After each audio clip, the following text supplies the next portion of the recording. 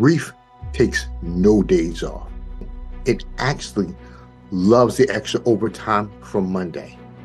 So to all the grievers that are fighting through their pain, as well as the grinders and hustlers that keep pushing forward, these after-work motivation videos are for you. Every step you take transforms your grief into a gift. Keep moving. Stay strong. And let these inspirational videos keep you motivated. Welcome back to another motivating and inspiring episode of the Grief Empowerment Theory Motivational Monday.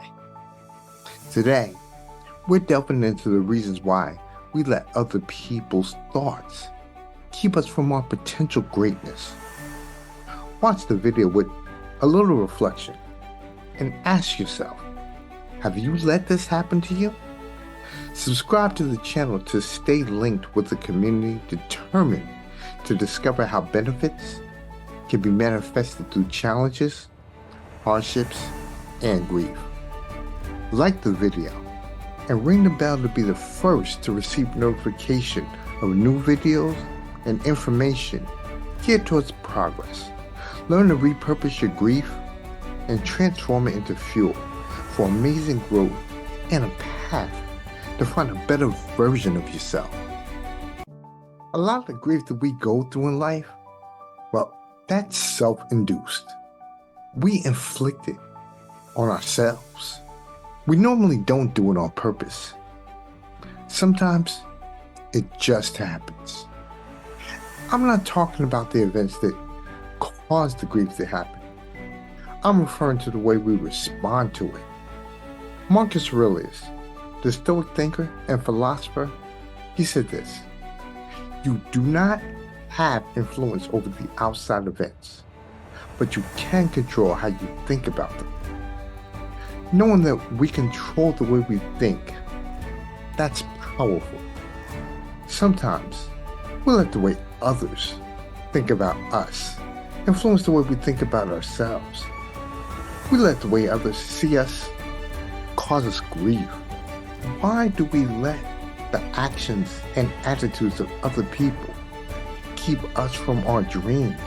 We're letting their thinking possibly rob us of the next $1 million idea. We're so afraid that we're not going to be liked or included or accepted because we may choose a different path or decide to do things differently from the status quo to avoid sticking out. Many times we suppress our opportunities and our own chances to be great. A big part of that is because the feelings of not being in the in crowd, that hurts. And instead of realizing that you may no longer be aligned with your present group because you're thinking differently, you choose to abandon your beliefs and accept theirs as truth. What you fail to understand is that they may see themselves as not being able to accomplish what you want to desire. So instead of supporting you, they may discredit your attempts. The acts of others, they may make you question yourself and wonder what's wrong with you. You have to realize this. There is nothing wrong with you. You just see possibilities where others may not. When I say sometimes our grief is self-induced, I am not talking about if you lose someone or something you love passes away. That's a different situation altogether. I am talking about when you choose to let outside circumstances influence your decision. When that happens, you make the choice to invalidate yourself because you believe that someone else's words hold more merit and value than your self-beliefs. Some, they've even made the mistake of abandoning their possibilities of greatness in order to fit in with everyone else. You actively choose to be a cognitive machine because to be an outlier, it feels weird. What you fail to see is that it's the outliers that normally create things that the world uses and needs. Imagine if Henry Ford listened to all the people that told him that the idea of the car was crazy. There wouldn't be millions of them on the road today. Or if the Wright brothers decided to listen to all the people that told them manned flight was impossible, we wouldn't have commercial aircraft, fighter jets, or even spacecrafts.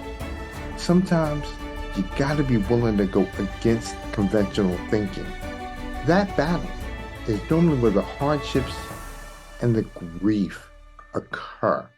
It's because they're related to being isolated, shunned, or even cast out in the beginning. The reality is that grief that you're going through, it actually will birth your greatness. So you have to understand that you are going to go through those challenges.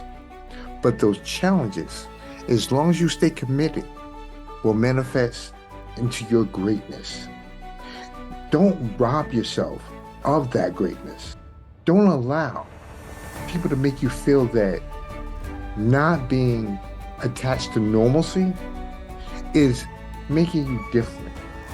And it just might be making you different. But you are not abnormal.